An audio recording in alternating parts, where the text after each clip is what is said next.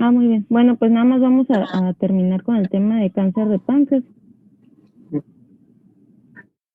Hemos quedado en tratamiento, ya hemos comentado todo lo demás. Aquí de importancia en tratamiento, pues hay varios puntos que son como principios generales, ¿no? En tratamiento, como si recapitulando para la clase pasada, vimos que en el tratamiento en el pronóstico del cáncer de páncreas, vemos que es una enfermedad que comúnmente se detecta en estadios muy avanzados y se va a tipificar según como resecable o no resecable, según su relación, sobre todo, pues obviamente si hay metástasis a distancia es una enfermedad no resecable, pero si no es metástasis a distancia, pues también se tiene que evaluar su relación con ciertas estructuras vasculares que ya mencionamos, ¿no? Y sobre todo en eso se van a definir criterios de resecabilidad o una enfermedad que no es resecable. Bueno, pues en cuanto, así como principios generales, pues hay que recordar Danaí, que... no se ve mande. la presentación. ¿No se ve? No.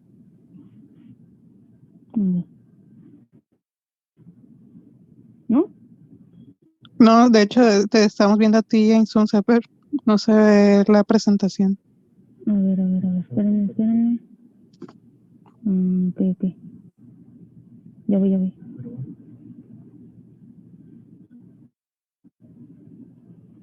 ¿Ya ven? Sí. Ok, gracias.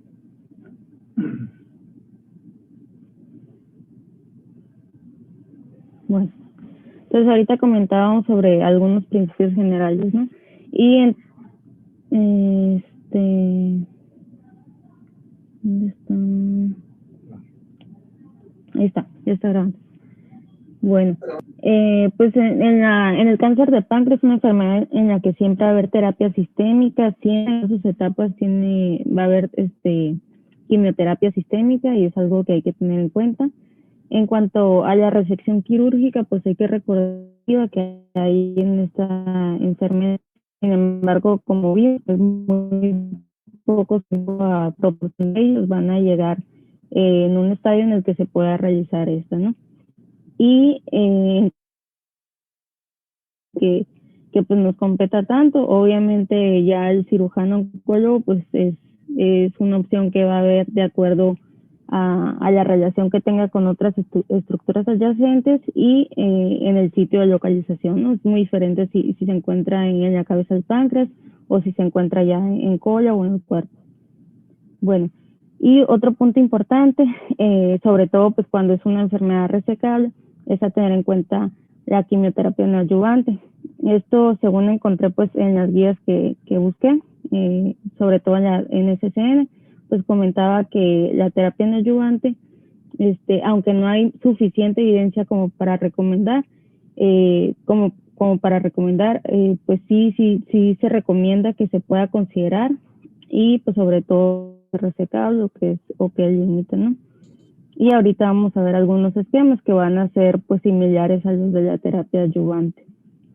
Bueno, y otro punto muy importante es considerar el estado del paciente, su estado funcional, ya que pues esto nos vamos a orientar si el paciente va a tolerar ciertos esquemas de quimioterapia o no. Y pues otro punto a considerar es el tratamiento de complicaciones, ¿no? Bueno, pues aquí les hablaba sobre la terapia adyuvante. Hay un esquema que se usa sobre todo, el esquema FOLFIRINOX, que se llama, que es a base de fluoracilo, oxaliplatino, leucovorina e irinotecan, perdón. Este esquema es de los que yo más encontré como regímenes preferidos. Y también el uso de gemcitabina con capecitabina como esquemas preferidos, ¿no? La quimioterapia adyuvante se recomienda que sea un esquema de 6 meses y que se dé posterior al menos 8 semanas antes de que se cumplan, perdón, las 8 semanas de la cirugía, ¿no? Posterior a eso. Hay otros esquemas que también se pueden recomendar, como es el uso de gemcitabina sola, el uso de 5-fluoracilo más leucovorina, capecitabina sola. Esto ya va a ser pues en una consideración más personalizada porque, por ejemplo, acá abajo vemos que se recomiendan estos esquemas como el esquema FOLFIRINOX, pero se recomienda sobre todo en pacientes que tienen un buen estado funcional, o sea, que están en un ECOG 0 a 1.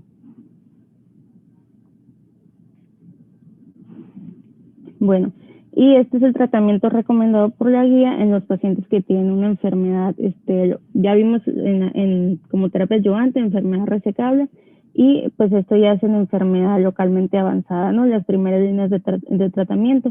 Vemos que también se sigue siendo FOLFIRINOX el esquema recomendado, y esto pues obviamente vemos que es en pacientes que tienen un pronóstico, un estado funcional adecuado, perdón. Y pues otra opción que también recomiendan bastante es el uso de gemcitabina con paclitaxel, ¿no? Unido al albúmina. Y en aquellos que el estado funcional pues no es bueno, recomienda el uso de gemcitabina como monodosis o capecitabina, ¿no? Como comentamos, o alguna infusión continua de 5-fluoracilo.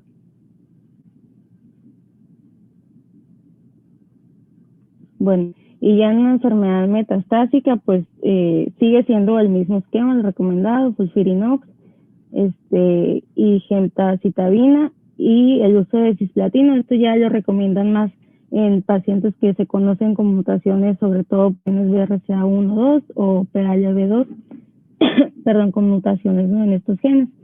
Y pues igual para los pacientes que tienen un estado funcional, ¿no? Pues se recomienda el uso de citabina o 5-fluoracilo, ¿no? Y en enfermedad metastásica, pues también viene apartado para el uso de terapia de mantenimiento, como puede ser el uso de FOLFIRINOX, perdón, de capecitabina. Ya vienen varias opciones, ¿no? Que son alternativas. Y bueno, pues finalizando también se comenzó de radioterapia, y esto se puede realizar en varios, se puede usar como terapia no adyuvante, en enfermedad como terapia adyuvante,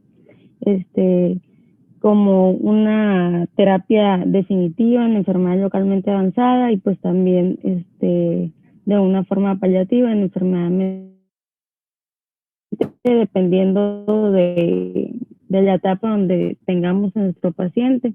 El fin de la radioterapia va a ser diferente. Obviamente en estas dos pues vamos a tener que ser con fines curativos, pero pues ya cuando es una enfermedad más avanzada, pues sobre todo va a ser con fin de disminuir síntomas como síntomas oxidados, etcétera. Y pues sería todo. No sé si quieran preguntar.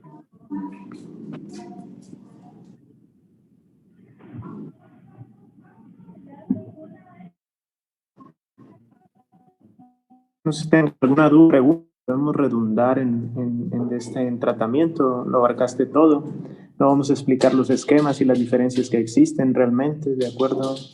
No es el objetivo.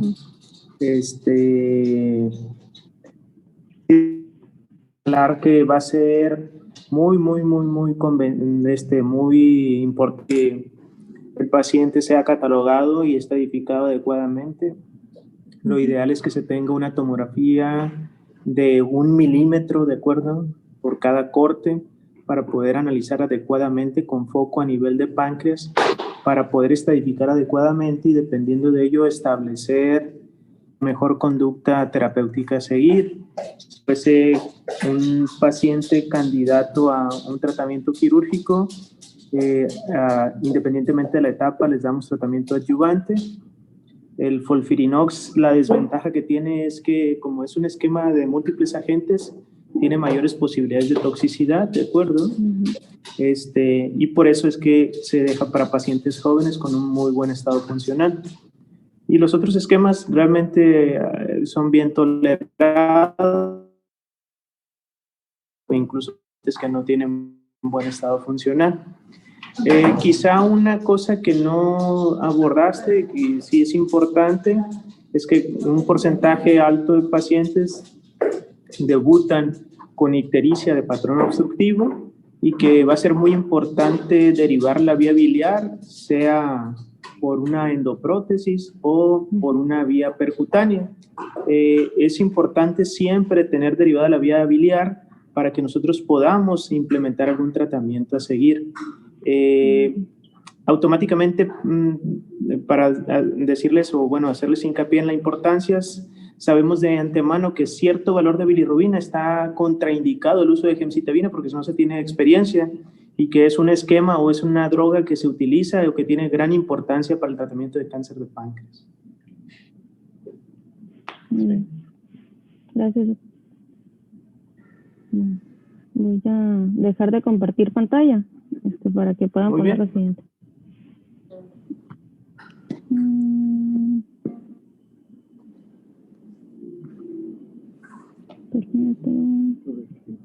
Aquí. Ahí está. Jonathan, ya puedes compartir pantalla. Muy bien. Voy a poner.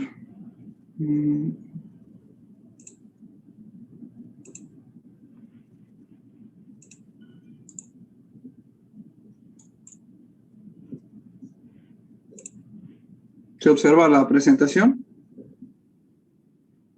Sí, sí se ve. Muy bien.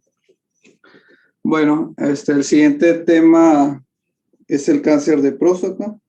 Mi nombre es Jonathan González Sánchez. El contenido lo estoy en el temario y va a contener lo que es la epidemiología, factores de riesgo, cuadro clínico, diagnóstico, histología, la estadificación y estratificación del riesgo y el tratamiento. Empezando por la epidemiología, tenemos que, según los datos de Globocan del 2020, colocan a la próstata como la segunda neoplasia con mayor tasa de incidencia a nivel mundial para ambos sexos y para todas las edades, superada únicamente por la CA de mama. En cuanto a la tasa de mortalidad, va a ocupar la sexta posición, igual a nivel mundial para todas las edades, ambos sexos. Va a ser superado por el cáncer de pulmón, de mama, colorectal, hepático y gástrico.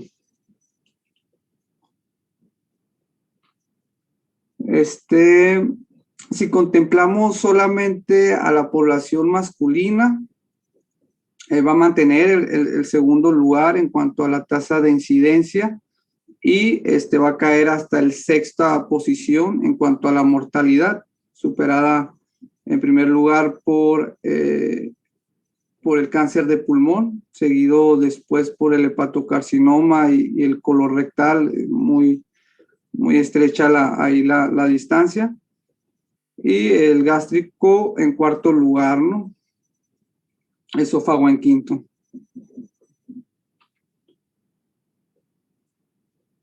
Y en México va a ocupar el primer lugar en tasa de incidencia. En cuanto a la tasa de mortalidad, va a ocupar también el primer lugar para ambos sexos, todas las edades. Ya contemplando únicamente a la población masculina, en cuanto, pues obviamente va a seguir ocupando el primer lugar tanto en la tasa de incidencia y mortalidad, dado que este lugar también lo ocupaba contemplando ambos sexos, ¿no? Con mayor razón, nada más lo masculino, ¿no? Los factores de riesgo, importante va a ser la edad. Va a ser raro que se diagnostique por arriba por debajo de los 40 años, pero pasando de esta edad, sí se incrementa notablemente la incidencia, teniendo un pico máximo entre los 65 y 74 años de edad. El aumento de esta incidencia también se va a ver reflejado en las personas menores de 40 años, aunque es muy bajo de esta tasa desde 1995. Las personas de raza negra van a ser más propensos a este tipo de neoplasia en relación a las personas caucásicas o hispanos. Especial mención tienen los afroamericanos, ¿no? Quienes aparte tienen una edad de inicio más temprano, peores puntuaciones en la escala de Gleason, etapas más avanzadas al momento. Y también, por si fuera poco, también reciben atención menos concordante con las pautas internacionales, es decir, no reciben el tratamiento de forma agresiva, tanto como las personas caucásicas, ¿no? El estudio que lo puso en evidencia es el que se muestra en el 2014, donde mostraba que los personas o individuos afroamericanos recibían terapias menos agresivas que los caucásicos, aunque hacían mención que no conocían o no estaban seguros de por qué esta discrepancia en el tratamiento, que necesitaban más estudios para corroborarlo, ¿no? Pero sí mencionaban cuestiones raciales, ¿no? En esta diferencia. También hay un componente genético importante en esta neoplasia, contar con antecedentes familiares, tanto del cáncer de próstata, así como de otros cánceres como el de mama, cuando ocurre en familiares menores de 50 años o en familiares masculinos, el cáncer colorectal, el ovario, páncreas, melanoma, aumentan el riesgo. La ingesta de algunos alimentos, por ejemplo, aquellos ricos en grasas animales y baja en verduras. La ingesta de soya que contiene flavonas, isoflavonas y lignanos se asocia a un menor riesgo, aunque algo controversial, ¿no? Hay estudios discrepantes en cuanto a este beneficio. El consumo de ácido omega 3, contenido principalmente en el pescado, aumenta el riesgo. Y también algo discrepante, ¿no? El alcohol y café, que disminuye el riesgo del CA metastásico.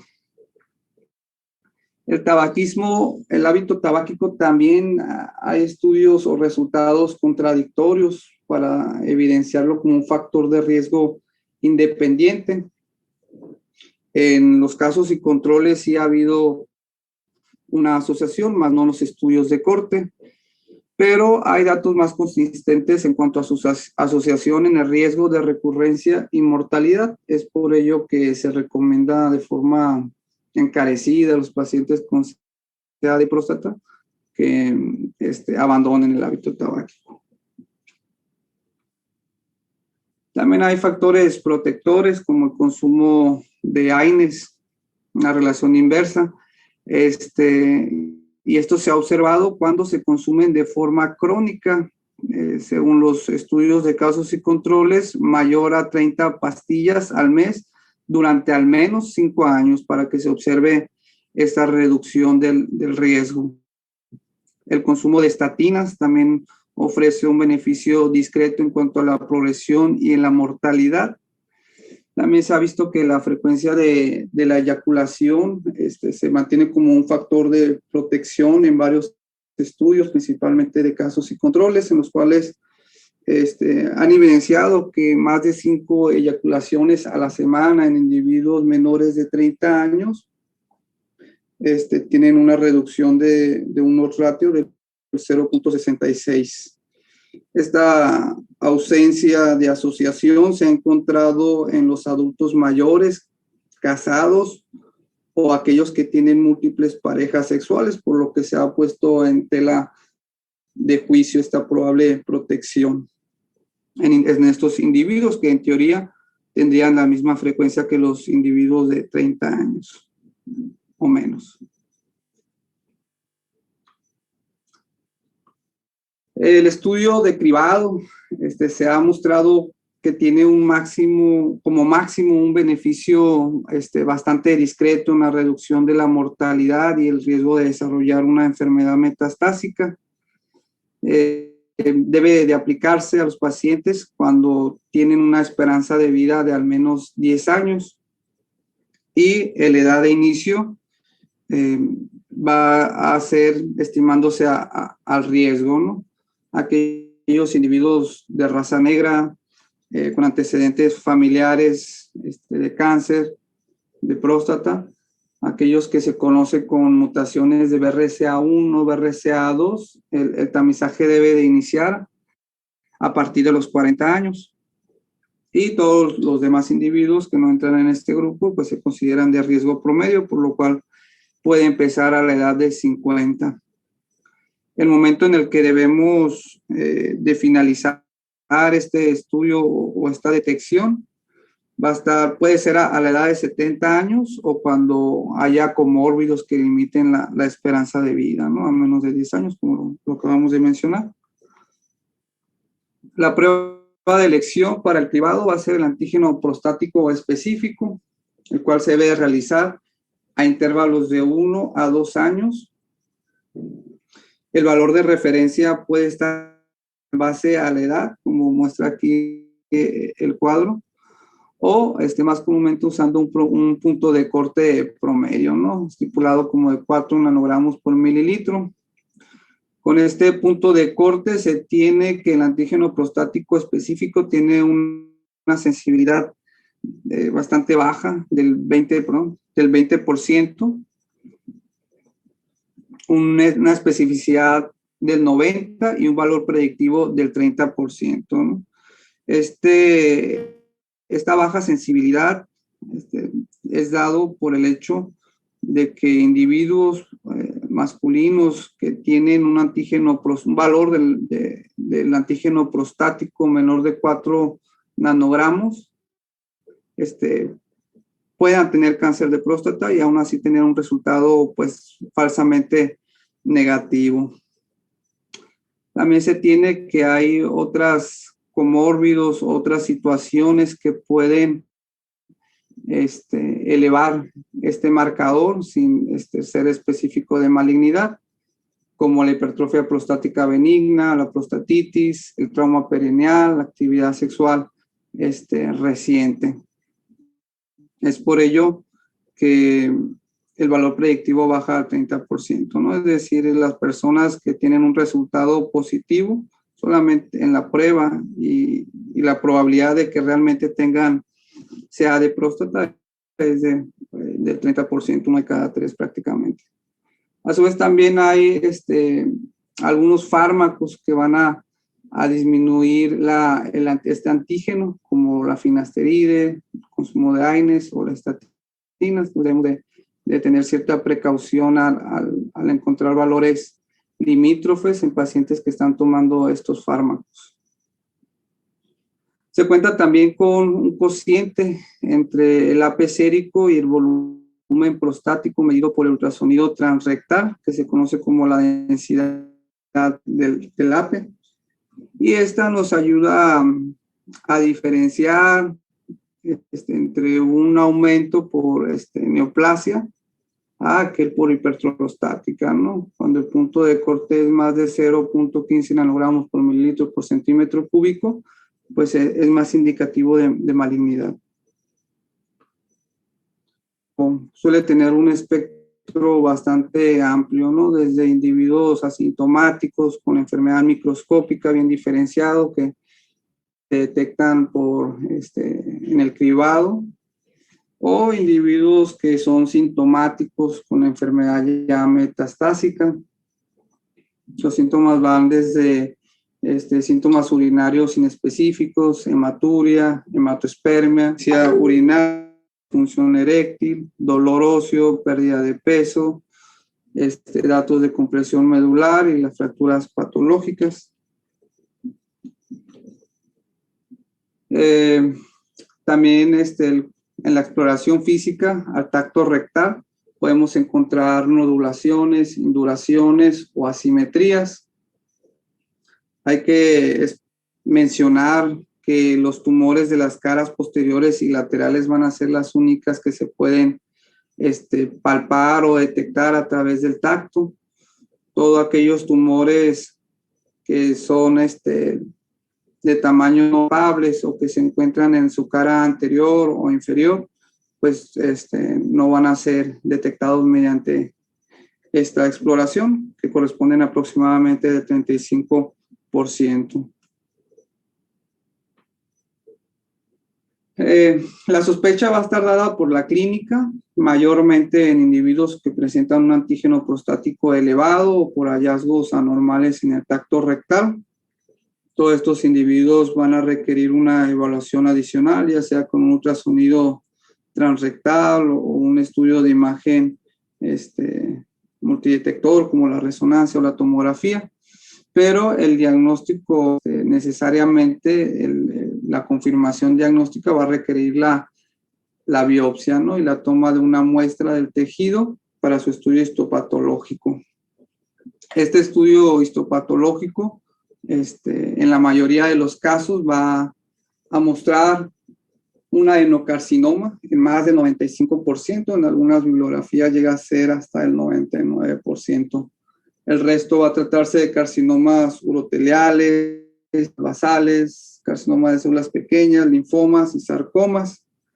Además del estirpe histológico, también este reporte debería de contener la puntuación de Gleason, que es un sistema o una escala que nos da una idea del patrón del crecimiento y diferenciación de la neoplasia. Esta puntuación consta de cinco escalas o 5 grupos que van desde el 1, que es el más diferenciado, hasta el número 5, que es el menos diferenciado. Se correlaciona con el comportamiento clínico de este cáncer.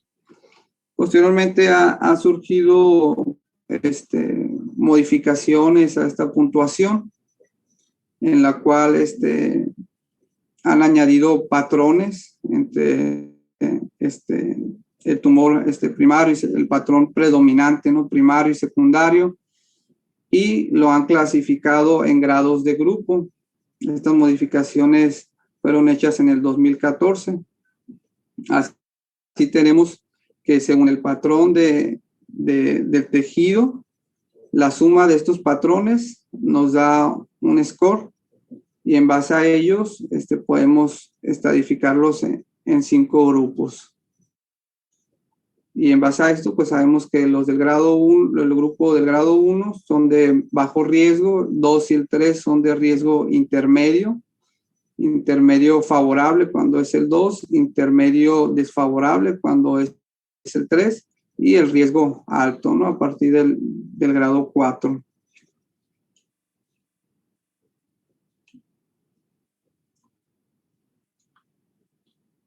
La estadificación va a estar dada por el TNM, pero también va a formar parte de ello los valores del antígeno prostático y la puntuación de Gleason.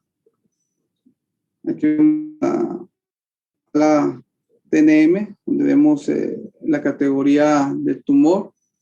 1 cuando no es palpable, 2 cuando sí es palpable y está confinada. Grado 3 cuando hay extensión extraprostática que no invade estructuras adyacentes diferentes a la vesícula seminal, y T4 cuando sí invade otras estructuras diferentes, ¿no? A la vesícula seminal, como el esfínter externo, el recto, la vejiga, músculos elevadores o la pared pélvica. La categoría N de ganglios linfáticos es N0 cuando no son positivos y N1 cuando sí lo son. Y la metástasis, ¿no? Básicamente si hay o no la hay, M0 o M1 respectivamente. Ya teniendo desarrollada el TNM, los valores del antígeno prostático, el grado del grupo de la escala de Gleason, podemos entonces estadificarlo, ¿no? Del 1 al 4, que son estadios pronósticos. Es de importancia también la estratificación del riesgo, ya que esto nos va a dar la pauta para el tratamiento inicial de estos pacientes y que va a componerse en base a lo ya mencionado, ¿no? A la TNM, al grado de grupo Gleason, los valores del antígeno prostático, la densidad también del antígeno prostático, y también va a incluir la afectación de los núcleos de los fragmentos de la biopsia. Así vamos a bajo riesgo, intermedio favorable, alto o muy alto riesgo. En su mayoría en estos tres aspectos, en la estratificación del riesgo, la esperanza de vida del paciente y, muy importante, también las preferencias que tenga el paciente en cuanto a las opciones de manejo.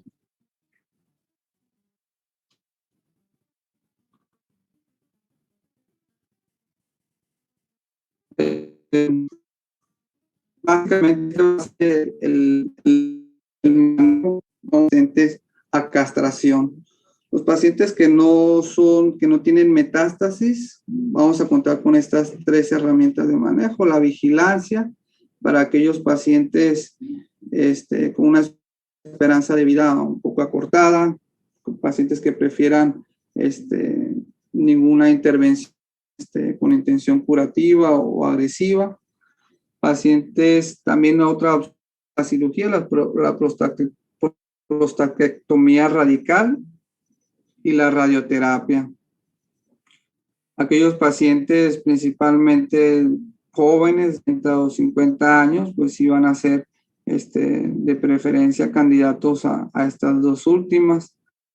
Terapia pueden combinarse con la terapia antihormonal, ya sea, bueno, la castración como tal, ¿no? Que puede ser quirúrgica con la orquiectomía o farmacológica o médica, ¿no? Con los fármacos, ya sea análogos de la hormona liberadora de gonadotropina o antagonistas de esta misma hormona, ¿no?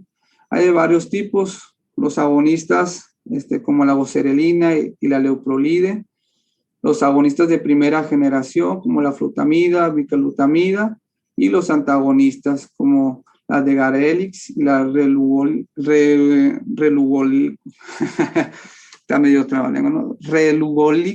que es el que recientemente se ha aprobado por la FDA para el tratamiento vía oral. Estas son esquemas tomados del NCCN del 2021, de este año, donde básicamente muestra lo que les había mencionado, ¿no? La toma de decisión en base a la estratificación del riesgo. Aquí vemos los pacientes de muy bajo riesgo, aquellos con una expectativa de vida menores a 10 años, pues aquellos individuos con una esperanza de vida mayor a este rango, a tener varias opciones, ¿no? La vigilancia activa, en la cual van a tener pruebas seriadas del antígeno prostático cada 6 meses, el tacto rectal cada año, o repetir la toma de biopsia prostática, ¿no? También al año. O pueden tener tratamiento con radioterapia de haz externo o braquiterapia, o la prostatectomía radical, ¿no? Cuando se tiene características adversas o desfavorables, tales como márgenes positivos, invasión a la vesícula seminal o extensión extracapsular, puede añadirse la terapia de privación androgénica.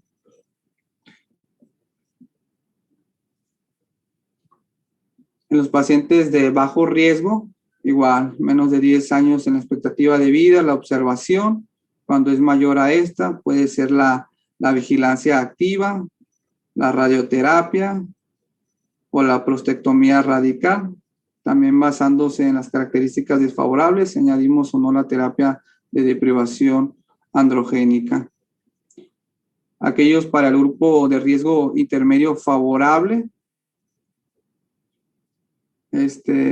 menores de 10 años, la observación, o puede ofrecerse aquí ya la braquiterapia sola o la radioterapia de haz externo.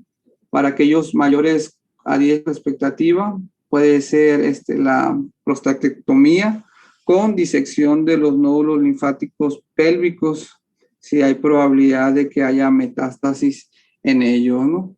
Si hay características adversas o desfavorables a la activación, o simplemente observar.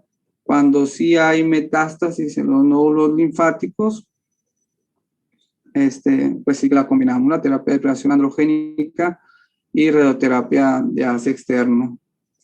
Y también se puede ofrecer la activa.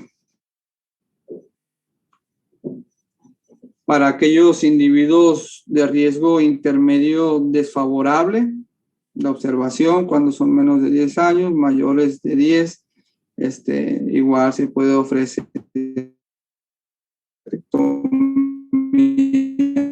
radical o la radioterapia.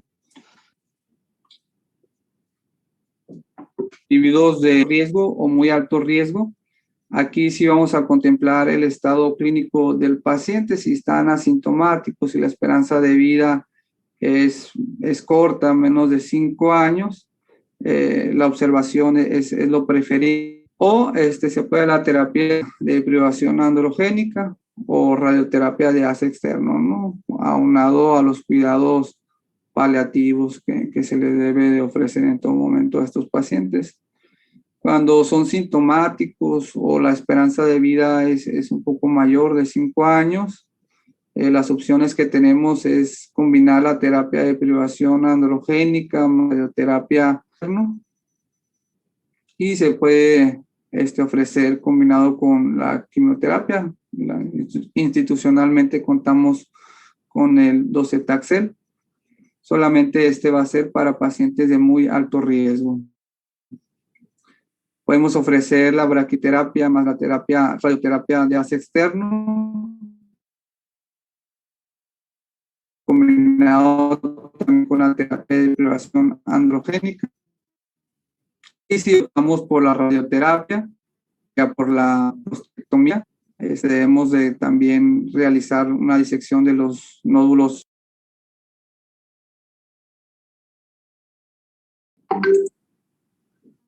¿Listo?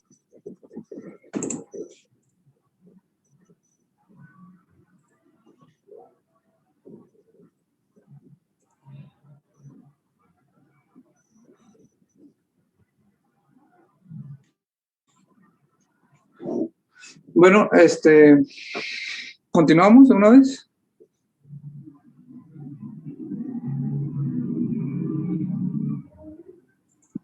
Sí, ya están, creo que todos.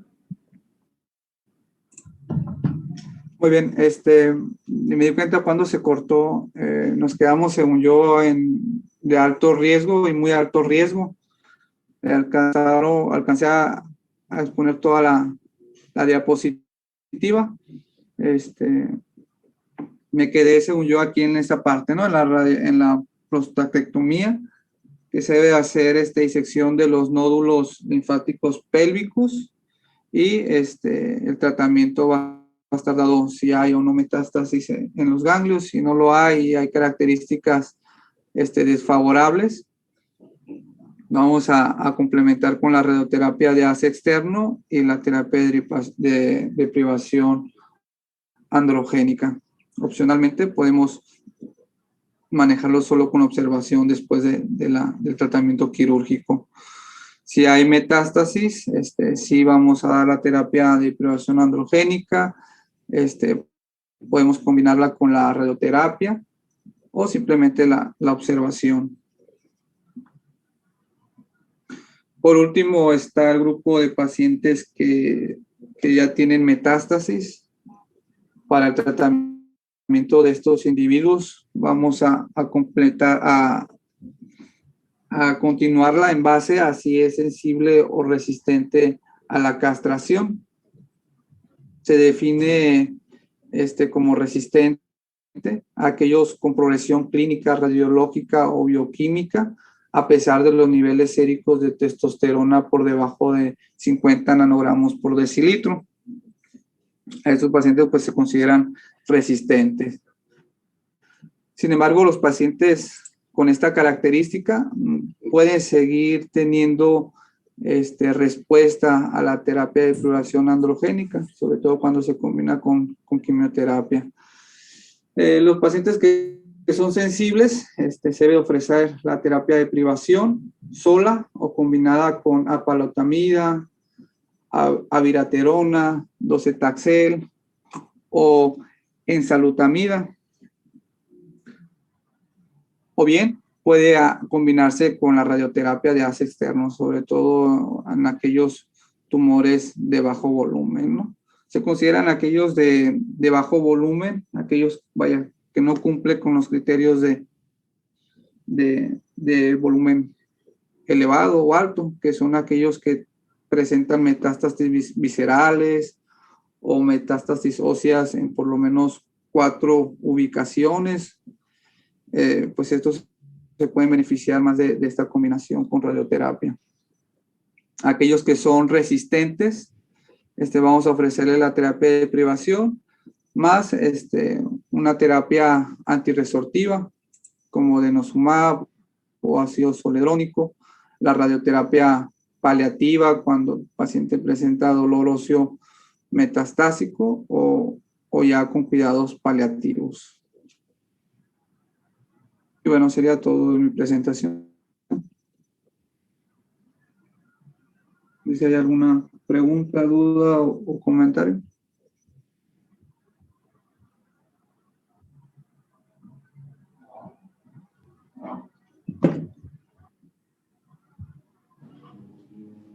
Bueno,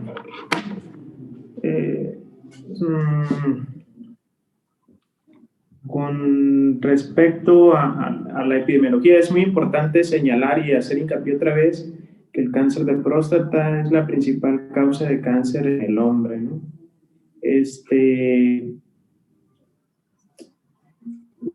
Ahí nomás hacer alguna, con respecto a la flutamida, ahí yo creo que copiaste el renglón superior, pero no es un análogo LHRH,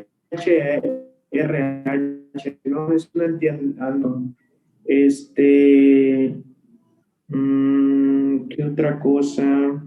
Es importante hacer hincapié en la estratificación. Hacemos la estratificación del AJCC nosotros, situación de riesgo de enfermedad extraprostática, y dependiendo de ello, evaluamos cuál es la mejor conducta terapéutica a seguir, tomando en consideración también la expectativa de vida que tenga el paciente, de acuerdo, por las comorbilidades y la edad del paciente. Dependiendo de ello, se toma la decisión. Lo ideal es tomar la decisión de manera multidisciplinaria, de acuerdo, y tomando en consideración lo que el paciente también desee.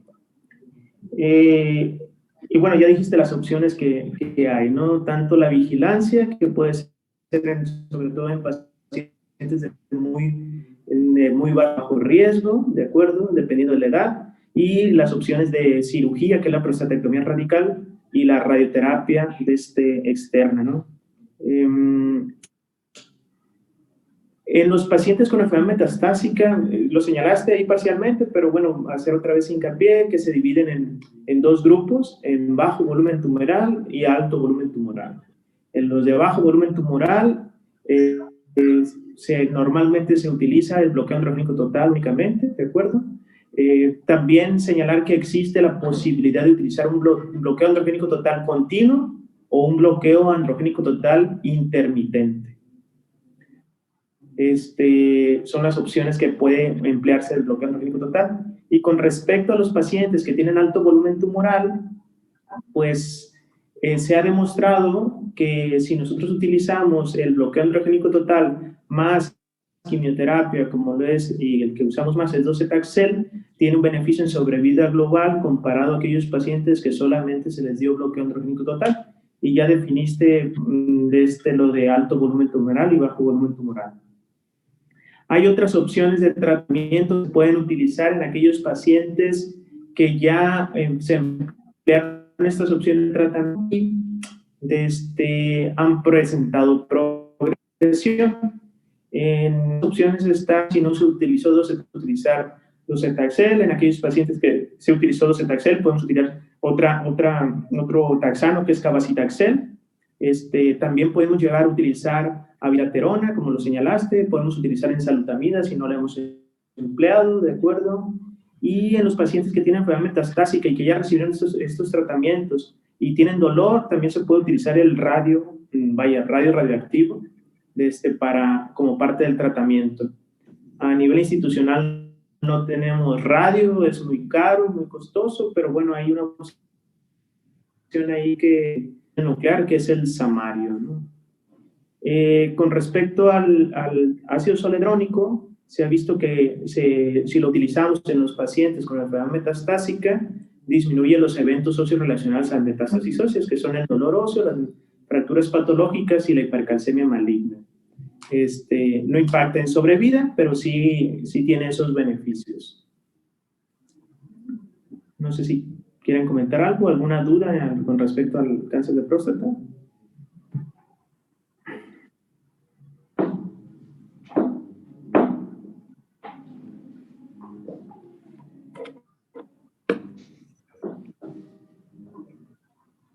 ¿No? Los residentes de Radio Onco no quieren enseñarnos algo. ¿Cómo está José? Pues, hola doctor. Hola José, ¿qué tal?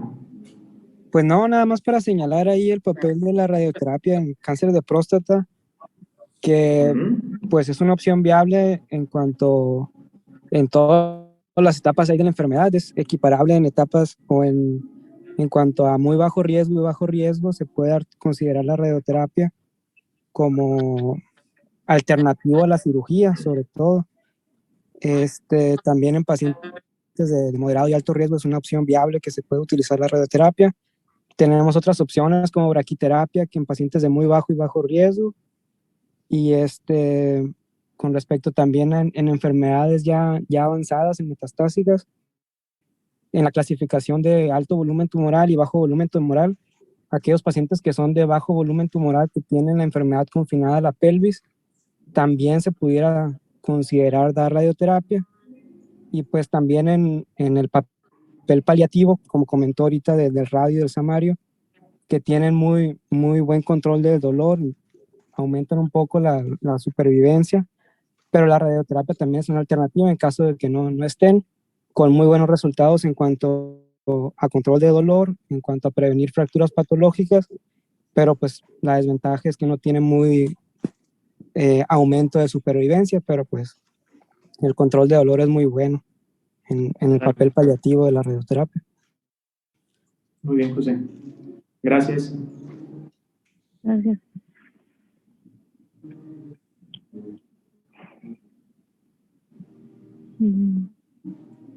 Muy bien. ¿Quieren empezar con cáncer de riñón o ya lo vemos mañana? Pues ya lo vemos mañana, no sé cómo la ve. Me parece bien, sí, ya tenemos una hora. Está bien, mañana lo vemos. Hasta mañana. Gracias. Hasta mañana. De acuerdo, gracias. Hasta luego.